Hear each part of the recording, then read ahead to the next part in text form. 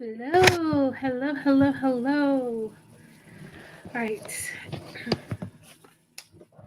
Hello, hello, hello out there in YouTube land. Welcome to her real review and my discussion about The Walking Dead.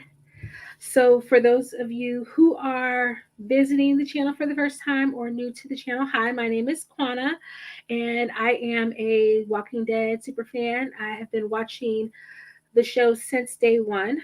But because I started my channel so far after the show had been airing and after the major slump of season 8 and everything like that, I just never got around to talking about the show on this channel.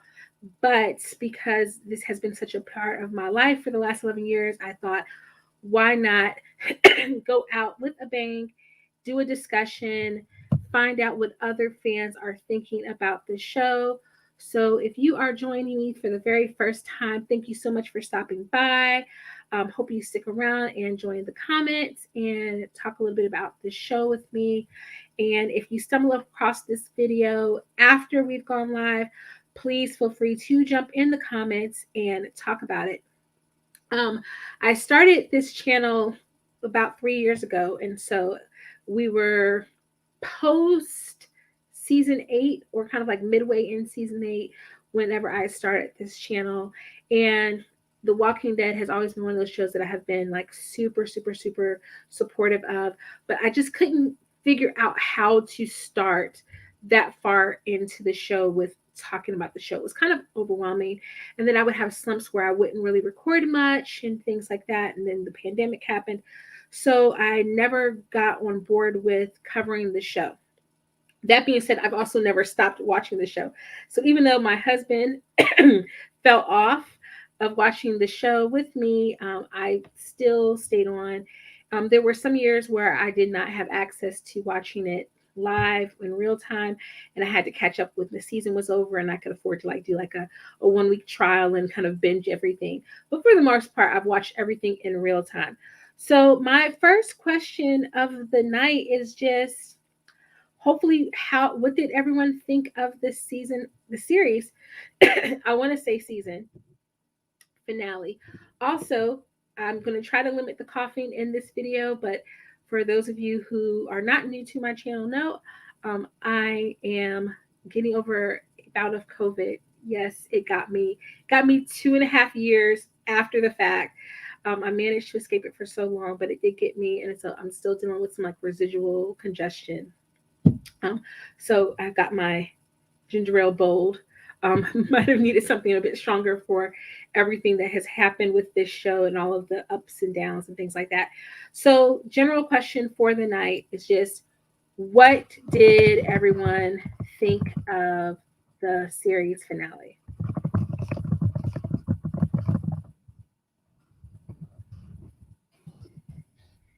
And we'll post and pin, post and pin that to the top of the chat.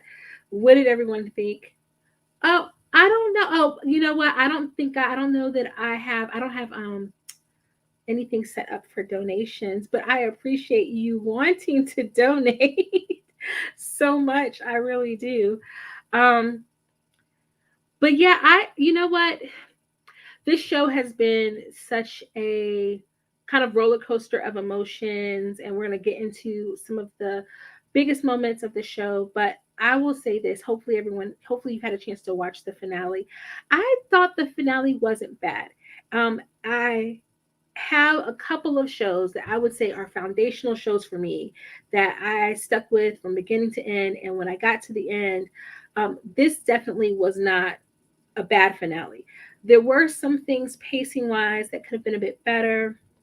Really, just everything with the Commonwealth for such a big community happened very fast in comparison to some of the communities that were smaller. Um, thank you. um, but yeah, there were I think a lot of things that were really rushed about everything with the Commonwealth. That being said, I do appreciate the fact that it felt like most of like the major plot lines kind of came to some type of conclusion. And there were some things I wish that they would have spoken to, but it definitely wasn't a bad finale. I think it hit the main things. It did feel like a goodbye, and I think that's always the biggest thing with any kind of series finale is you want it to feel like it's a goodbye.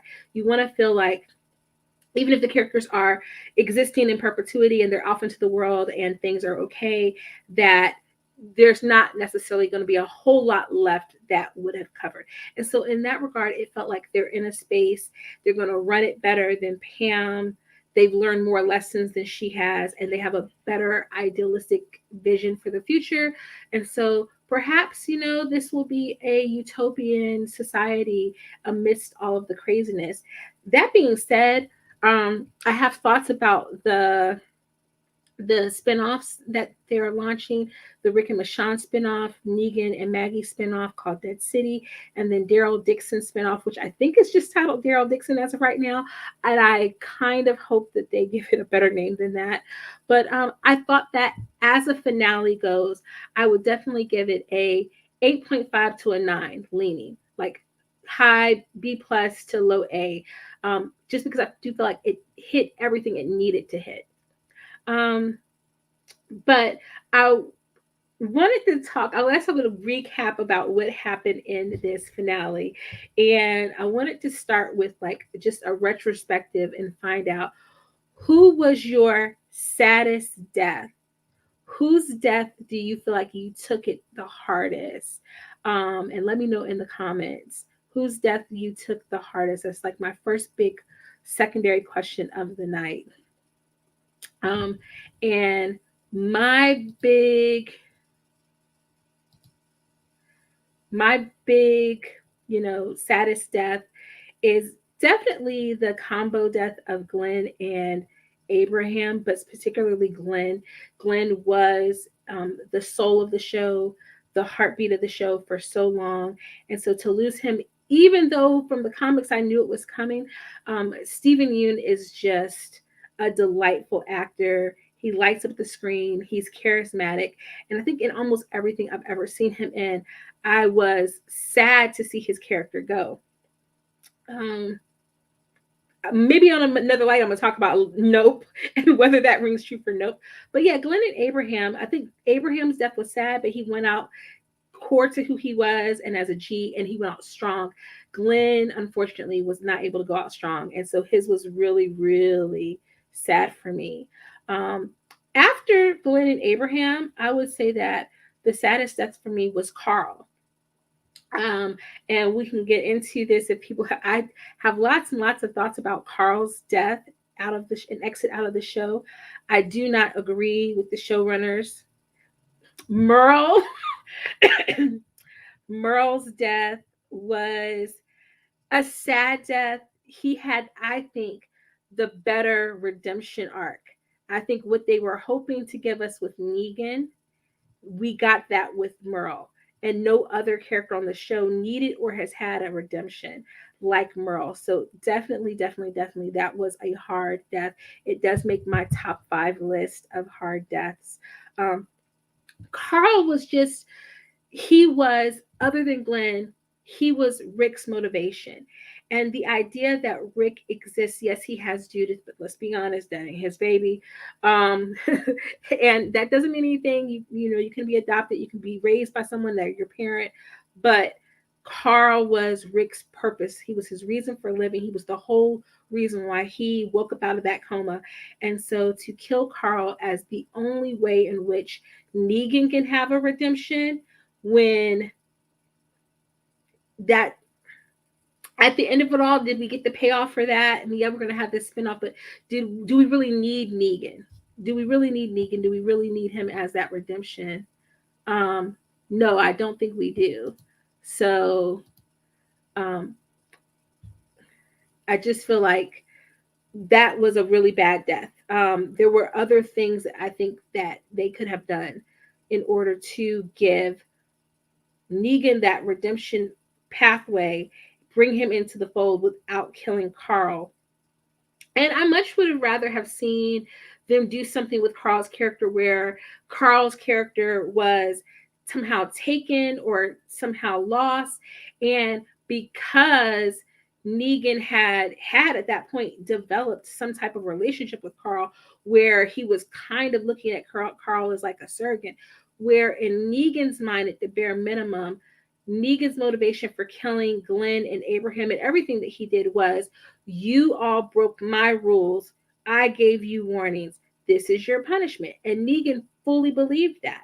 And so I can definitely envision a world in which perhaps Negan doesn't immediately jeopardize himself for Carl, but the bare minimum, if Carl was taken from him, like Carl was there with Negan and the survivors, and he felt some type of like responsibility to Carl, and someone else came along and took Carl, and Negan would definitely be like a how dare you kind of situation. Rick, let's sally at the horses, let's go out and ride. I just think they could have done something different. Who was your all-time favorite character?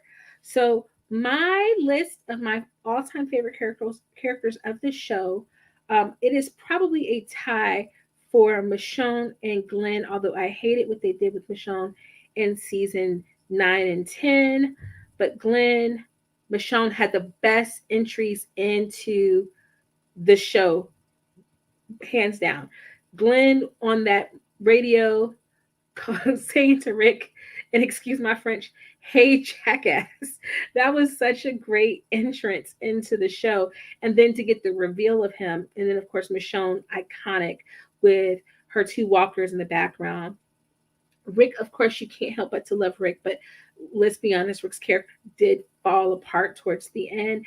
And I think Rick kept learning the same lesson again and again and again. And I think that was part of why it fell flat towards the end, because some of the lessons he was still trying to learn, he'd already really firmly learned them in seasons 2, seasons 3, seasons 4. That is like, why do we have to go through this, him needing to learn this lesson again? He's already learned this lesson. He didn't need to learn a lesson about forgiving people because he had already done that so many times before and letting people in, that they really just needed a different motivation for Regan to exist, for Nick and Rick to exist, Negan and Rick to exist. And then of course Carol. Carol is someone who, you know, she was weak and she came in and she's saved the day. Look at Herschel. Look at you bringing in Herschel. Herschel had a shocking death, definitely. But he was, definitely, I think there's tons of callbacks, and especially for last night's episode, with characters whose death was like a sacrifice or a lesson that needed to be learned, or a sacrifice for the gang to be able to exist. And Herschel was one of those moments. Definitely miss Herschel, RIP, and everything. So let's talk about the series finale. Series finale was really interesting, had some really good moments for as fast as it went. And we're not even going to mention the commercials. Oh my word. I swear the commercials were first and foremost fantastic, right? Using the zombies. I feel like maybe I'm blanking, but I feel like they did that in a previous season, but it was really nice. We got a commercial with Andrea. We got a commercial with Gareth. We got a commercial with someone else that I missed the commercial because I went to go make something to eat when it was on. But we got some really great zombie appearing commercials. But there were so many good callbacks in the series finale that I think, despite some of my gripes with it, very minimal gripes with it, it went really, really well, especially starting at the very beginning with Daryl and Judith at the hospital in the Commonwealth, him trying to save Judith, putting her on that stretcher.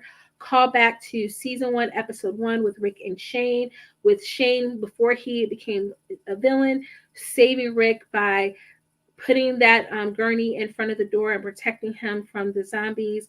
Great callback in that moment. And then from there, the Commonwealth is just flooded with walkers, and we get outside of the hospital trying to get inside. We've got our core gang. We've got Carol. We've got Luke and Yumiko and Connie and Kelly and just the whole team. And poor Jules gets taken out by those flood of walkers. And in trying to rescue her, our boy Luke gets bitten. And despite them managing to cut off his limb, he succumbs to his injuries and dies. Luke brought music, he brought soul to the show.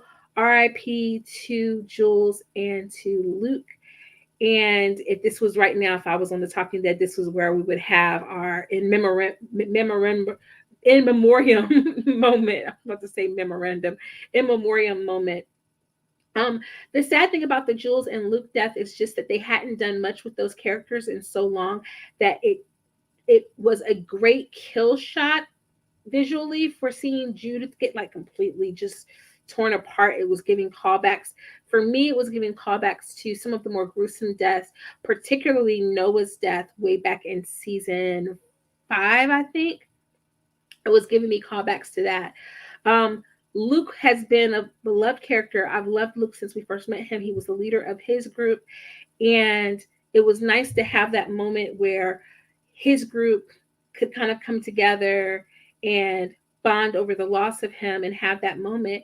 But it did feel flat because they haven't done much with Luke in so long that I almost forgot about Luke, to be honest with you.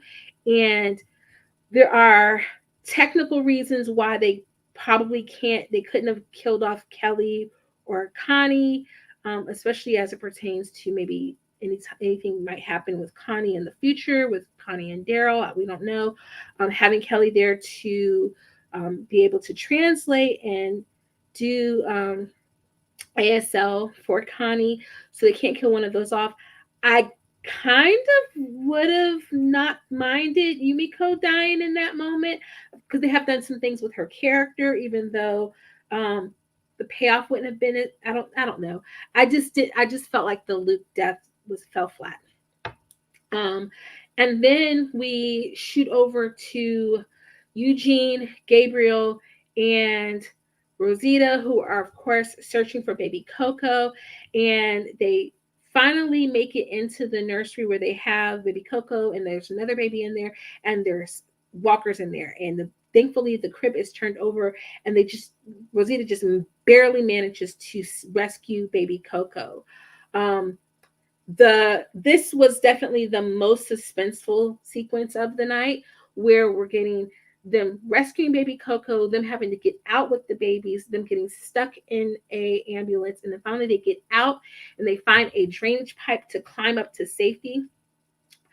Gabriel goes up first, Eugene goes up, Gabriel goes up, and then Rosita goes up and is not able to latch on and falls into a sea of walkers. And I very audibly cried out in shock at that moment. Was like not expecting that, because when she's got a whole baby strapped to her chest, right?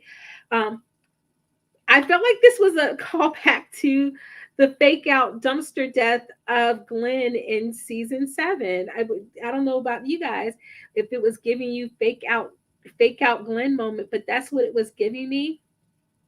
But then Rosita, in full bad bee mode, jumps up, is not bitten by the walkers, at least that we know of at that moment, and starts slashing and hacking walkers left and right.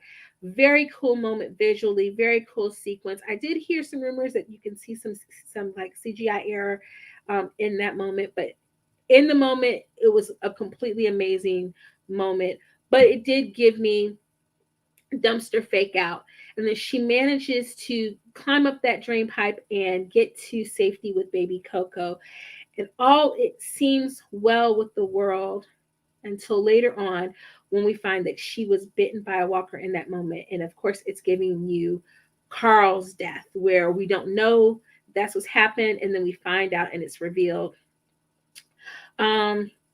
We get the Commonwealth kind of overrun by the zombies. And I think at one point we find out that Mercer, of course, is locked up, but he's been rescued by his sister and Princess.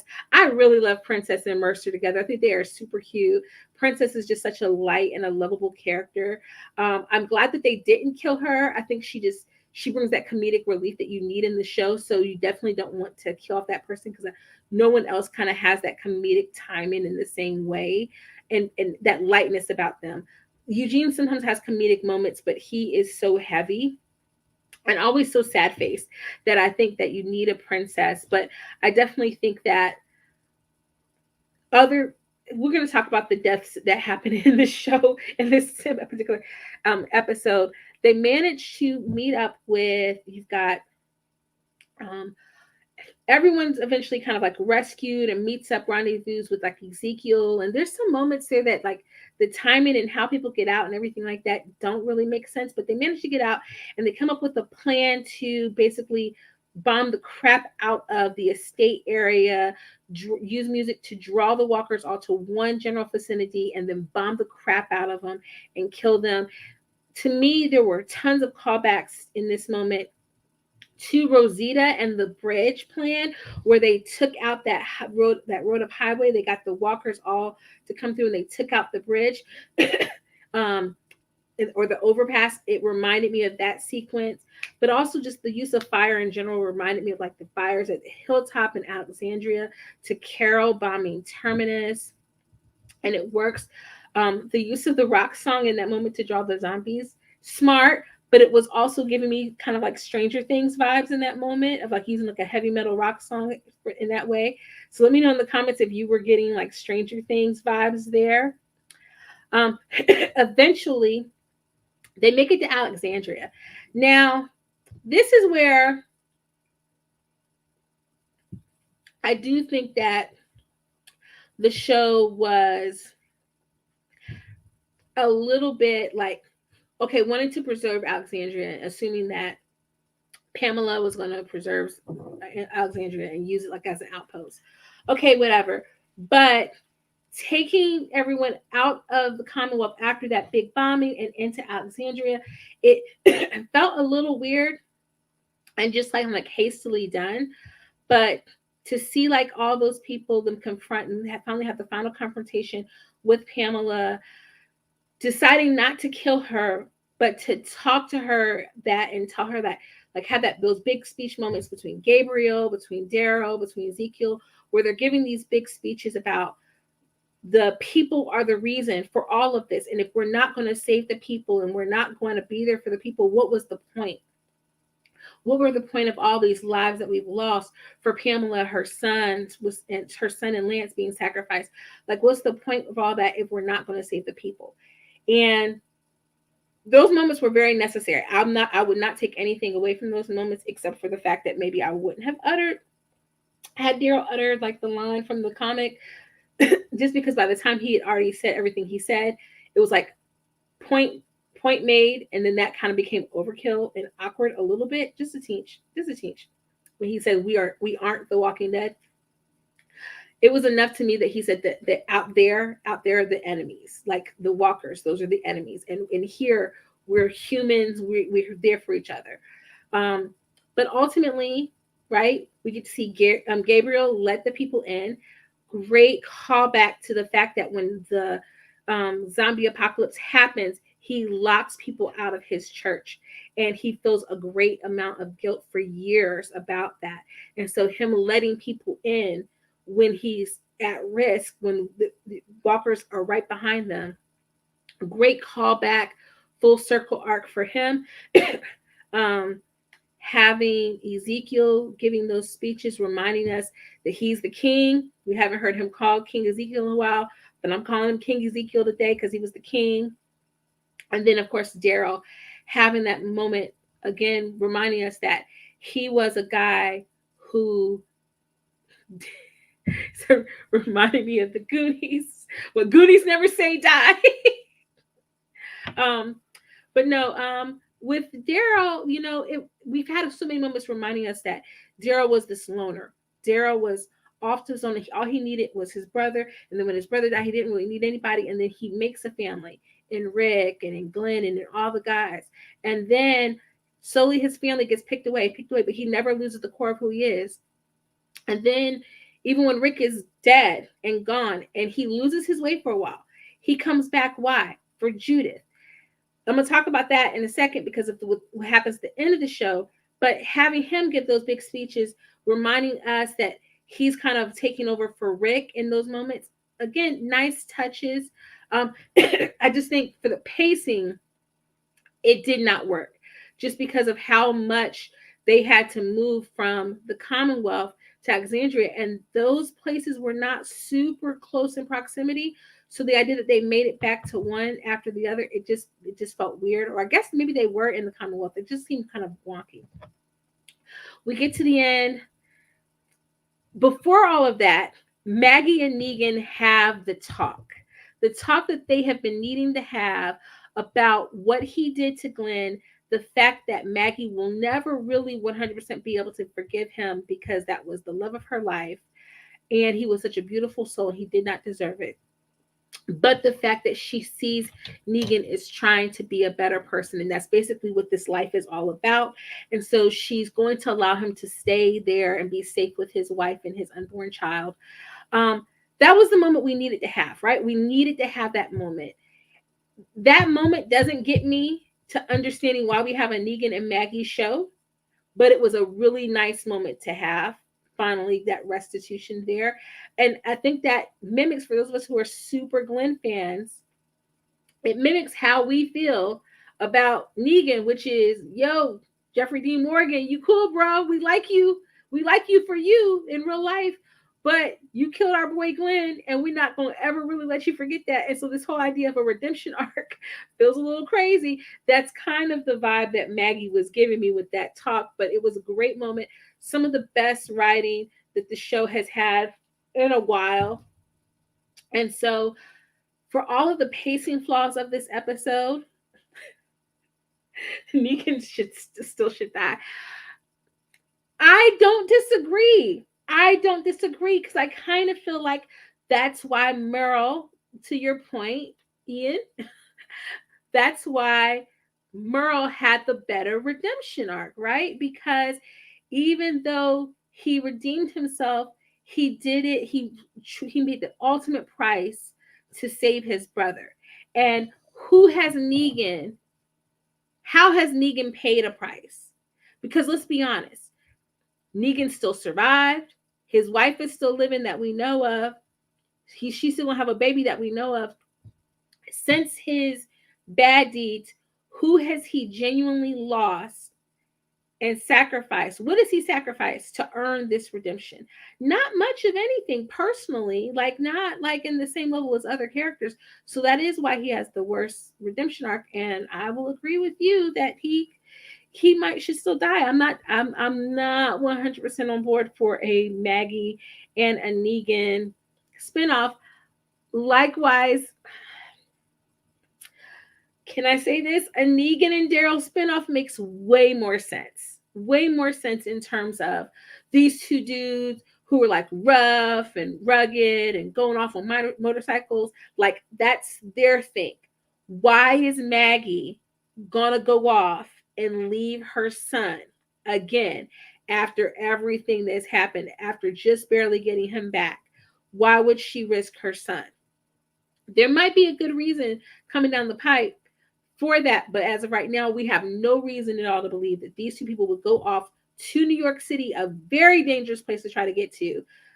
How many hundreds of miles are they away from New York City? That they're going to go there. It's not vibing. But everything is finally made right. All is right with the world.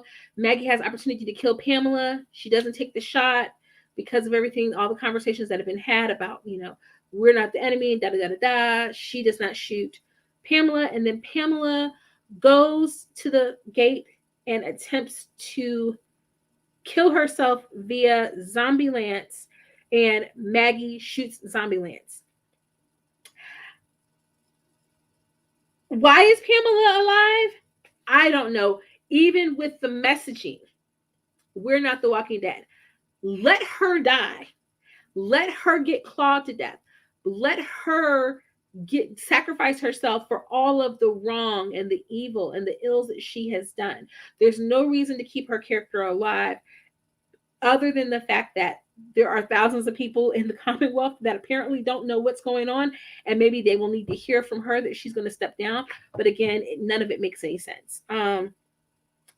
Everything is finally brought right with the world, and then we get kind of like a next day, and the whole crew is sitting in Alexandria eating. And I like this scene It's a nice homage to season 7, episode 1 at the end after Glenn and Abraham have died. And we have that like vision scene of if they had lived, if Sasha had gotten pregnant with Abraham's kid, if if baby Herschel had grown up and was sitting on Glenn's lap, all of those different things. So it was a beautiful moment. And then we find out, like for real, that Rosita has gotten bit by a zombie and that she is going to succumb. She gets to have her final moments in a beautiful bedroom with baby Coco laying there asleep by her side. Then everybody walks in and says goodbye. Gabriel, who seems stronger in his faith than ever, right, prays over her. And then she and Eugene, who they were together at the beginning of their journey, get to say their last goodbyes. It was a beautiful moment. I'm not going to nitpick it. It was a bit unbelievable for the beauty of it all, but it was a great moment. A great moment to have. And then she dies, and then we get a time jump of 1 year later. Eugene is at her memorial in the Commonwealth with her name there, and we see him. And we see him and the missus, and they've had a little baby, and her name is Rosie, so named after Rosita. Beautiful, beautiful pay it forward moment. Gabriel is there with baby Coco. Best of all, to me, one of the best moments of the night is Ezekiel becoming the governor of the Commonwealth. And I think that that was one moment of the show for how I felt like the episode lacked in killing and death for a show that started out so horrific and so horror filled. That was a really well paid off moment because we've really seen Ezekiel all throughout the season like grow to care about the Commonwealth. We've seen him care for those animals there, get back into his niche, and he was he was probably the best leader on the show, hands down. Like, with the exception of the stuff that Negan pulled and him kind of getting tangled up in Rick's mess, Ezekiel was the best leader. His compound, his community probably ran better than anyone's. So I'm really happy to see Ezekiel make it as governor and Mercer as lieutenant governor. One of the best moments of the night is Princess clapping it up for her man. Like, that's her baby. Hey, babe. That's her baby. And so the support of him. All right. So a couple of questions that we had in the comments. Don't forget to jump down into the comments and answer these questions. First of all, what did you think of the series finale? Who was your saddest show death overall? And who was your all-around favorite character? Like I said, overall, this series finale did feel like an ending. So I will applaud them that. It felt like the end of a show. I've seen some series finales that don't feel like the end of the show, and it felt like there could have been more, and it felt like an end for the most part.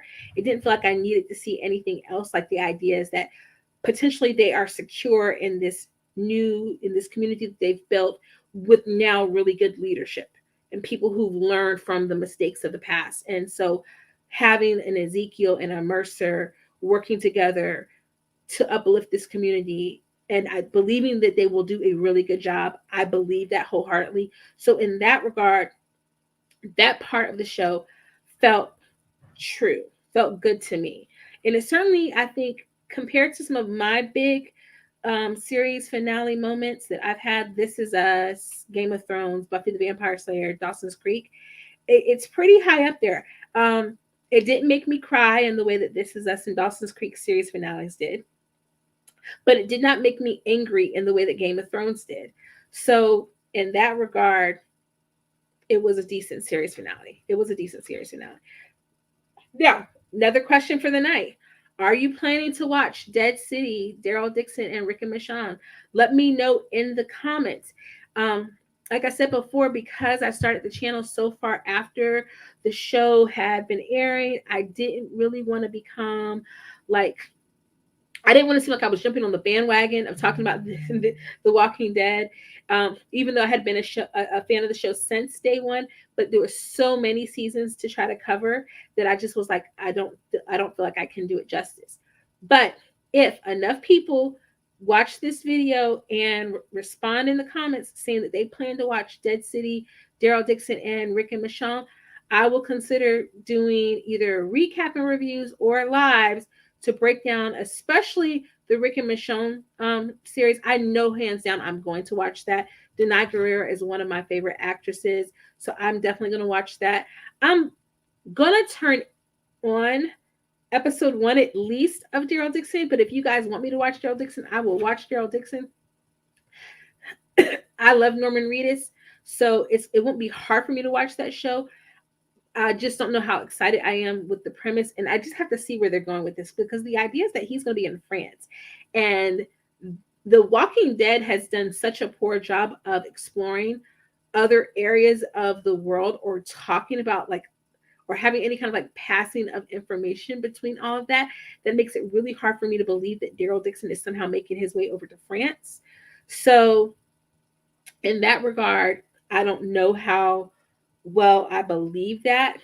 And again, to me, I know that the Walking Dead crew, they love Lauren Cohan. So I understand wanting to give her and the character of Maggie more airtime, especially because I think she felt as well that she was done dirty in season 8, as she should.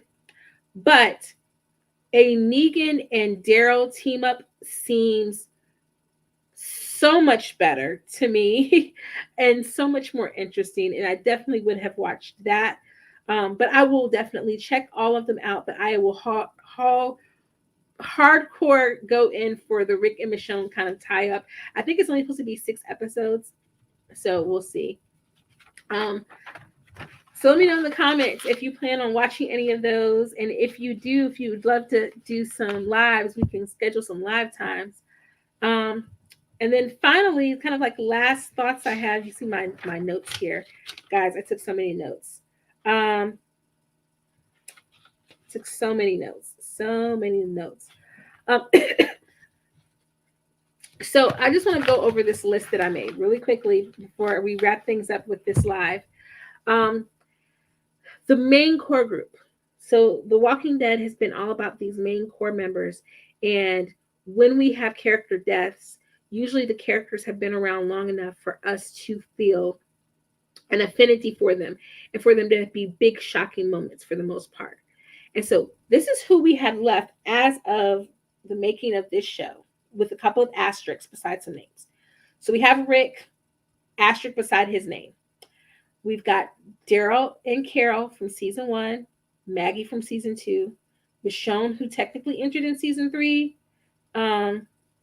Eugene and Rosita, asterisk beside Rosita because she RIP to Rosita in this episode, season 4, Gabriel in season 5.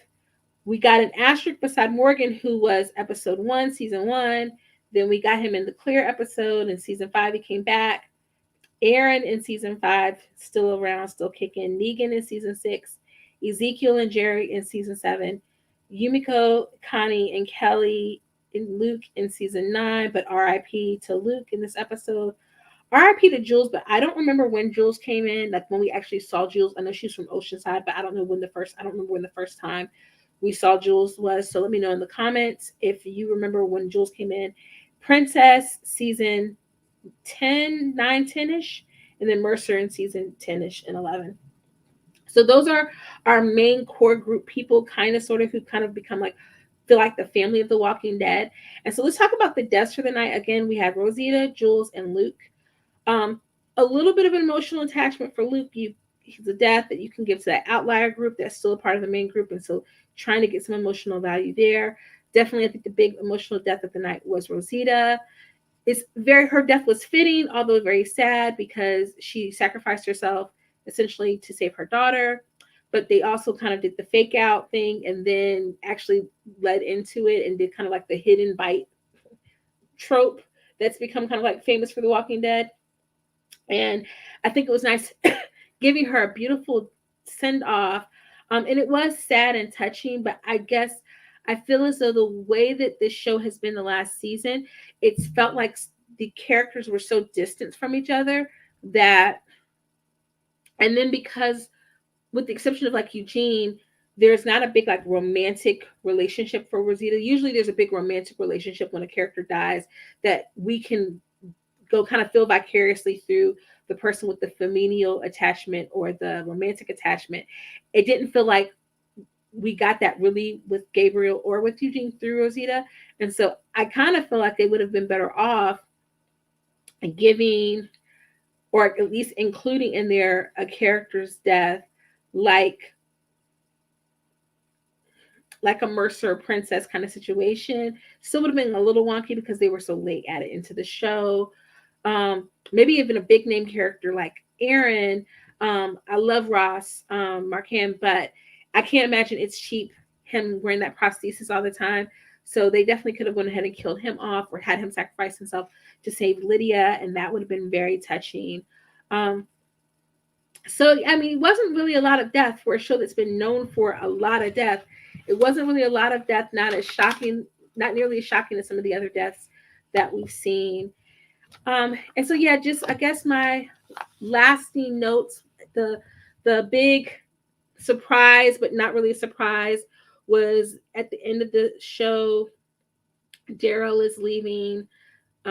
We don't know that Negan is leaving yet, or Maggie, so they're going to have to do something to explain like why they're out in the world and not in the safety of their home. But then we get the voiceover with Michonne and Rick writing these letters. It seems like at first they're writing them together, but then we found out they're writing them separately. And they're talking about the people who they carry in their hearts that they've lost. And this echoes in a beautiful montage where we see a montage of the people who've come before.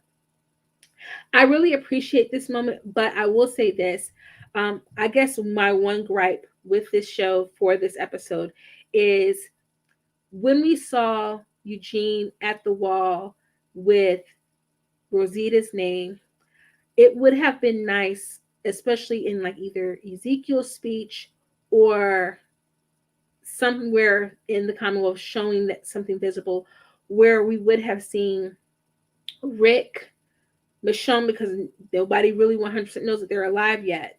Rick, Michonne, Carol, like all the people who've come before, all the people who got our core people to these groups, like their monument. We did momentarily see, of course, Maggie and baby Herschel at Glenn's grave, and then, of course, Eugene at Rosita's grave. But I just kept feeling like, where was Rick's legacy in The Walking Dead? I guess his legacy technically is RJ and Judith.